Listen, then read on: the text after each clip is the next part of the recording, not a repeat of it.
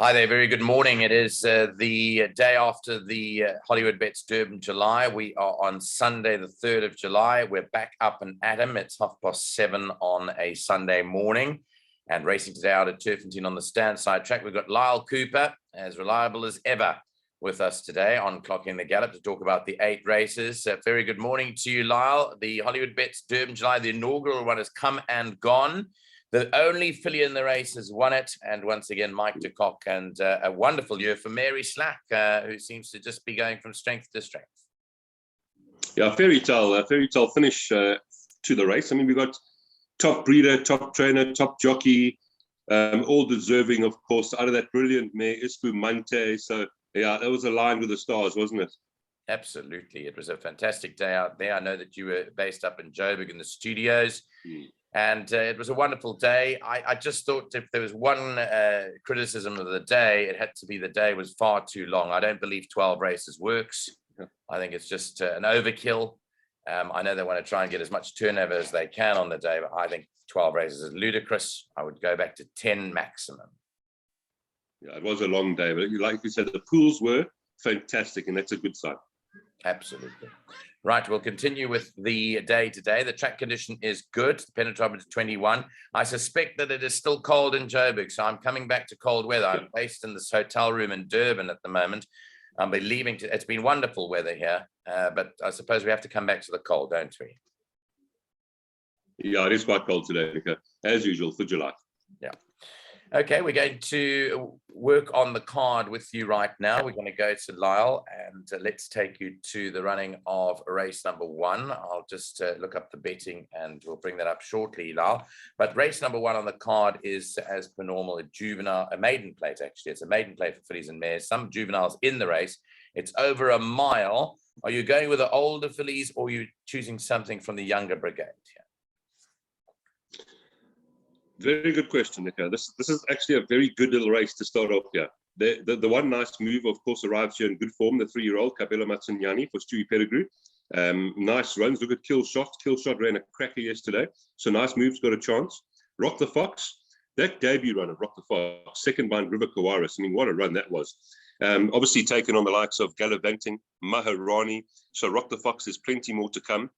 But also number 7, Unyielding. Look at the combination. De Kock, yes. Slack, Kamalo. The mare, Headstrong, was with De Kock, won 9 times.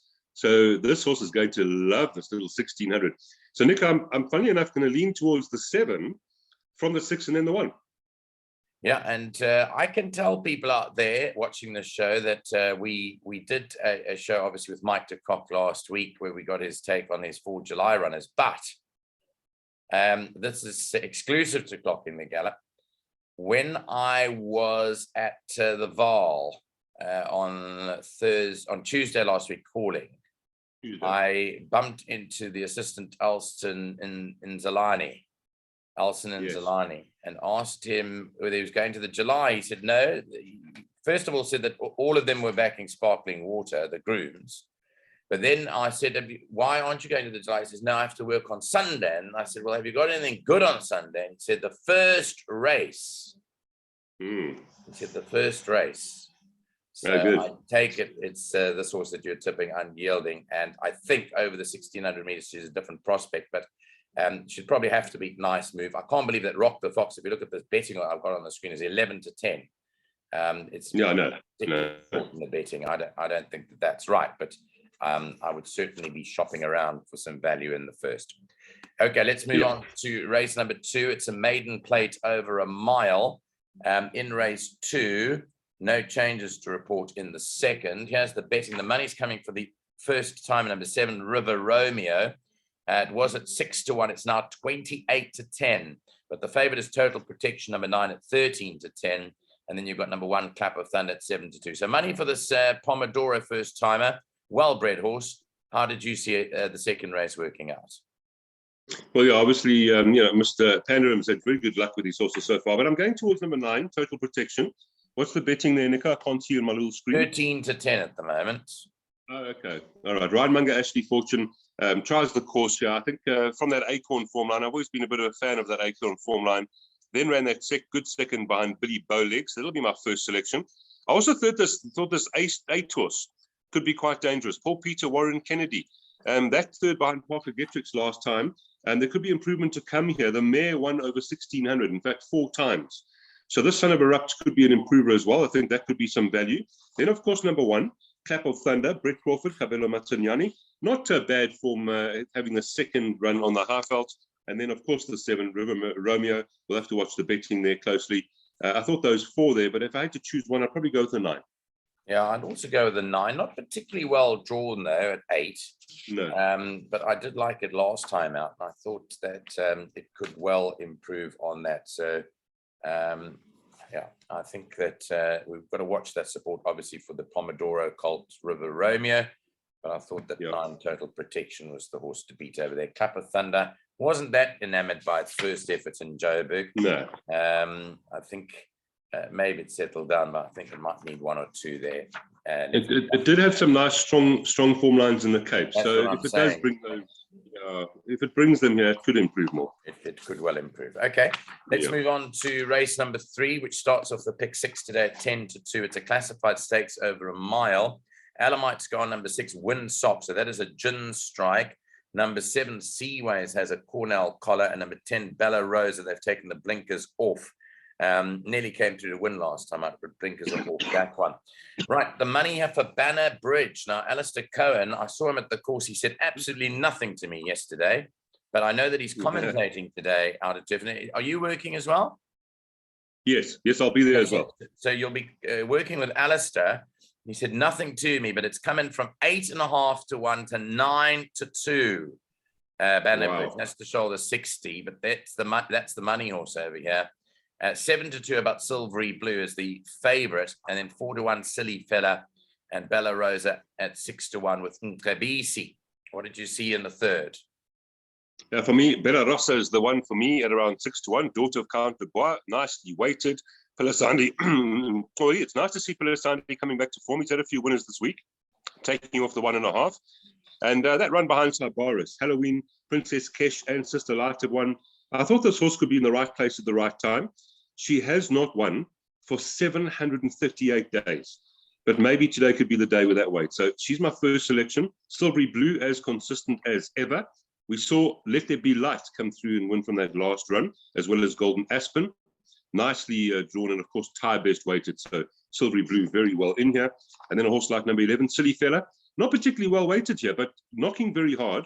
And if you look at that last run behind Golden Tune, Silly Fella is 4 kilograms better off. And that run behind Vanderbilt on that occasion was 1.5 lengths behind number 3, Nkabesi, and 2 kilograms better off. So even though it's a boy here in the classified stakes, I think Silly Fella is a big runner as well. And then number 3, Nkabesi, I'm also putting this in, and I'll mention Banner Bridge. But Nico, it's actually quite competitive. I'm going to go from, I think I'm going to take a bit of Bella Rosa to break that 738-day draft. Yeah, she's, as you know, classified stakes treat the fillies and mares well. They get a weight allowance, fillies and mares in a classified stakes. I thought it should have won last time out. I'm tired of going for her. But that said, she does come in with a lightweight of 52.5 kilos. I finally have made it between the 10 and the 11, because I thought, as we mentioned the other day, remember we said Fani Bronkhorst, we labeled Mo Jive, I think it was. I think it's not odds on, but that form of that yard is really, really good. And he's flying. The stables got their horses really well. I think this is another one. I think Silly Fella today might break it too. So I was just ahead of Bella Rosa with Silly Fella. Those were the two I focused on. Banner Bridge. I know last time out when I watched the race, I thought it could have got closer than 3 lengths to Leeson, but to carry 60 and to give away to the others, have to be pretty good on the day. Not easy. Good old Banner Bridge. Right, let's move on to race 4. It's a Pinnacle Stakes. It's over 2,400 meters, and most of the field are out here. They've scratched Smoking Hot, who ran a cracker yesterday. They've scratched Western Fort, and they've scratched Baymax. So 5, 7, and 8 are scratched, leaving only 5 runners. The odds-on favorite is Nebros at 6.5 to 10, 18 to 10 Shangani, and then we've got Captain Chorus and marching on together and out of your league after that. Now, let's talk about this race, because Nebros is a champion stare. We know that. We know that he was a reserve runner in the July. Surely, if he was a reserve runner in the July and running the day afterwards at Turffontein is a good thing. Do you make him a good thing? No, Nico. I think he's got opposition here. Let me start off with number 6, Captain Chorus. Lucky Larkus and Pilasante and Foley again. 48.5 kilograms. Now, if you go to the penultimate run, Captain Chorus ran third behind Nebras. He is 4.5 kilograms better off. If you go to those earlier form lines behind Shangani, Captain Chorus is 8 kilograms better off and 9.5 kilograms better off with Shangani. So at the weights here, 48.5 kilograms, I'll give Captain Chorus a chance here. The 3 marching on together is not badly weighted at all here. Also on best form could be dangerous. Number 2, Shangani himself, of course, very, very good stayer. And that last one wasn't bad behind Shango in the Group 3. So he's a big player. And then, of course, Nebras. So I don't think 6 to 10 is the right price. So Nebras could easily come through and win here. I mean, Blackthorn, what a win yesterday again. Frank those form lines. But I just thought at the weights, Captain Chorus could be quite dangerous, Nico. Yeah, I think so too. Let's go to the 4 out of your league. I know it's a big price. It's the former Derby winner and horrible form, but I see they put the Alamites and they put a tongue tie on. Now, I did bump into Jonathan Nassif at the course yesterday. They had a winner yesterday with Mover and Shaker. They did, yes. Which beat, now I got you the odds-on favourite. And I asked him if they had any runners to Turffontein. He said yes, but they didn't like anything in particular.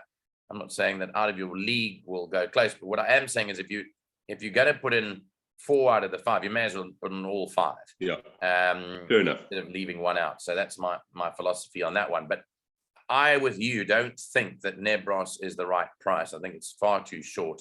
It may well win, as we always say, but we somehow playing to beat that today, aren't we? By the sounds of things. Yeah. Well, we certainly won't leave it out of anything, but yeah, we can get some value on the other one.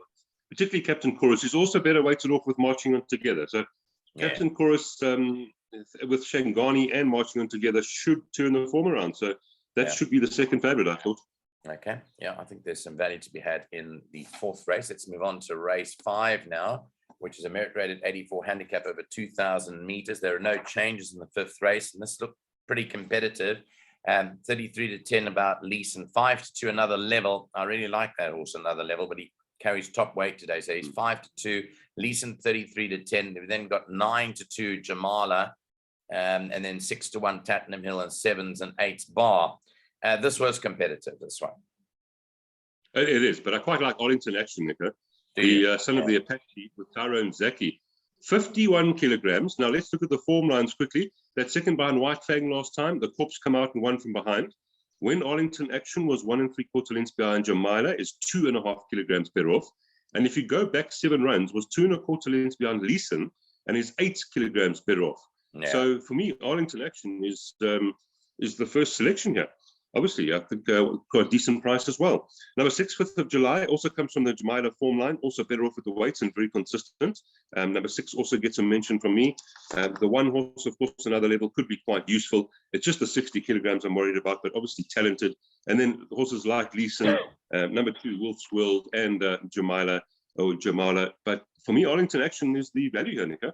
Okay, value bet there is Arlington Action 8 to 1 at the moment, but chances, as you mentioned, to quite a few of them. I did mention another level. I know that Candice Dawson is aiming this horse possibly at a tilt at the end of the month in Durban at a race. I think you're not the biggest of horses. I went to go and visit him actually the other day, another level. Not the biggest of horses, but I think he's got a heart a big heart rather, and I think he'll run okay. But I don't know whether he can win today with the 60 kilos. And as you mentioned, Arlington Action with as low as 51. Tattenham Hill, by the way, is another one that's impressed me as a decent mover. He really moves well. And I think that's got a chance too. So there we go. That's the 5th race. It doesn't look, it's a nice competitive event there. Okay, we'll move on to race 6 next. Here you can scratch number 8, Blue Moon City, who is out. So scratch number 8, and then number 5, You Can't Hurry Love, races with a compression mask on. Now, in the 6th race, Naval Guard is 7 to 10. This is very short in the bid. It comes with a lightweight, a horse that they were looking to qualify for the July. And just basically on his reputation at home and the fact that they wanted to qualify him for the July, and they might well have done it had they have won that race against Puerto Monzano. But you have to say that with only 50 kilos on the back, this does look like a good thing today. It does. And by the way, I loved Puerto Monzano on that day when he won. So I was quite happy with that one. But like you said, cost Naval Guard the July. And we're going to take a stance, Nico. Number 7, Naval Guard with 50 kilograms. He is going to be our banker on the card for this afternoon. We had horses like Zulzal and second base behind him last time. So really nice form lines. I do have great respect for Bingwa, who's the best weighted horse in the field. On best, he can go with anyone, as we know. Sovereign Spirit, I mean, you just have to go into his form lines. You'll nearly fall over as to who he's run against. And then, of course, number 6, Imperial Master. But we've got to take a stance somewhere. So we're going to take this 50 kilograms and Naval Guard in race number 6, but utmost respect for Bingwa and Sovereign Spirit. Okay, there we go. So that is the selection there. A Naval Guard to beat Bingwa and Sovereign Spirit. Race 7 is the penultimate of the day at 10 past 4. It's a Pinnacle Stakes over 1,160 meters. If you can hear outside, I don't think you will be able to hear it. They've been running marathons here since 4 a.m. on the beachfront. Wow. And when you're trying to kip and you hear the announcer go on, then you realize what people hate announcers like us. Okay, race 7. In the 7th race, number 9, Bard of Avon, Alamites in front, steals behind and has a compression mask on. That's the only change here. This is again a competitive field, but you've got Smorgasbord top of the boards 5-2. We then move to Gallic Princess at 6-1 and Chimichurri Run and Basim at 8-1, 10-1 bar. Race 7, what do you see here? Sure, I don't think it's straightforward either, Nico. I'm leaning towards number 7, Gallic Princess.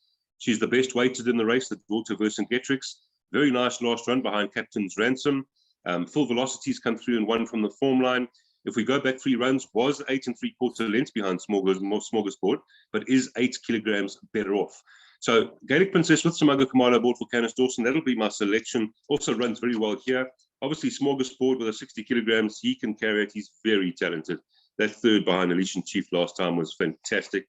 And then a horse like number 11 as well. Lula's Star, I thought could be a little bit of value go with 48.5 kilograms. She ran a nice second behind Full Velocity last time. If you look at her form lines, they're not bad at all. And with a nice low weight, you can see I've actually gone for Pilasandi a few times today. Yeah, she's nicely in. Yeah, she's nicely in a Lula's Star. So if you're looking for a nice each way bet, maybe that one. But again, a very difficult race, Nico. I haven't mentioned Vasim. I haven't mentioned number 12, which is Kayla's Champ. Number 2 also has a winning chance. So I thought Chimichurri Run. We know him on his day. So tough race, but I'm going to take a bit of value on Gallic Princess. Yeah, Gallic Princess got a strong rider in the irons today. The July winning rider, Samanga Kamali. He's never ridden this daughter of Vercingetorix, but I think he'll suit him. I think that price of 6-1 is a bit juicy today. Even though he's up against, even though she's up against Smorgasbord, but the fillies could continue the dominance of the weekend. After the one filly in the race yesterday trounced them. So that is competitive. Put in a few is the call there. It is. The 8th and last race is off at 4:45. This is a classified stakes to end of the meeting, 1,000 meters. Let's take a look at the market over here, see what's happening. And whilst we do that, I'll have a look at the changes in the race. In race 8, scratch number 5, Musical Kiss is gone. Musical Kiss is scratched. Compression mask on 3, Scotta D2 and 9, Vantage Point. No tongue tie for the 16, Sea of Tranquility, and Alamites front unshot behind for number 1, Trust the Fire. Take it away, Lyall. What do you like in the last? I don't like this race, Nico. That's why we've gone with a few bankers earlier. I'm going to go with Alela Bleu for the very last time. The 6-year-old daughter of Denman. She's nicely weighted. She hasn't won for 845 days. I tipped her last time, and Lovebite came through and won. Lovebite has won again, but at 53 kilograms, I thought this could be the right field. I think I've said this before, though. As Roy Magna has said to me a few times, if she's in the mood, she can go with anyone. So I'm going to give her a last chance here. If she fluffs it today, then I'll need to start leaving her. Trust the Fire at a decent enough price. Could bounce back to best. If you go and have a look at that run, for instance, behind Successful Secret. Very nice run. And he had excuses on that taken off form line. Last time out, also very disappointing, but I think 1,000 meters could be good for him at that price. Number 2, Rising Phoenix. Tries the course, but has run good races, and the merit rating's in an attractive spot here. Smuggler Kamalo could continue today on his form. And then, of course, we include Edward Longshanks, number 6, Irrevocable Dream. But the trainer did say we'll need the run. So, Nico, I don't like this race. I'm going to go a little bit each way with Lyall Bleu yet again. Yeah, we've got to continue following Lyall Bleu until she wins. Well, hopefully she does win for Roy Magna and Caden Brewer. I actually was with Caden Brewer's parents last night. Oh, that's nice. After the races, I didn't ask them about what he was riding today, but obviously they're very passionate and loyal supporters. He's talented, isn't he? Yeah, and he's had a wonderful. I think he's got 59. I think he's got 59 winners, I think. Yeah, so he could break it today. He could lose his claim if he gets up to 60. Yeah. So you're going for Lyall Bleu in the loss, which is now 7-2. It was just a little bit bigger, but it's 7-2 in the last race. I'm not loving the price, Nico, but I'm just not very short. It's of no value, but I mean, I think she's near as damn it. I mean, if she doesn't win today, when can she win? Goodness gracious. Yeah. Yeah, exactly. Yeah. Okay, Lyall. Well, the big race has come and gone. There's obviously another big feature race day coming up at the end of the month in Durban, and that'll end off the Durban winter season. It's amazing how quickly it's flown by. And then we'll move into a bit of a lull in terms of feature races. I know they've added meetings in August to the Joburg racing calendar and a couple of PE meetings as well. So all good on that front. Okay, Lyall, I look forward to seeing you during the course of the week when I'm back in Joburg. Thanks very much for your input this morning. Great having you on the show, and take care. And thanks for your input today. Travel safely. Thanks, Nico. Thanks very much.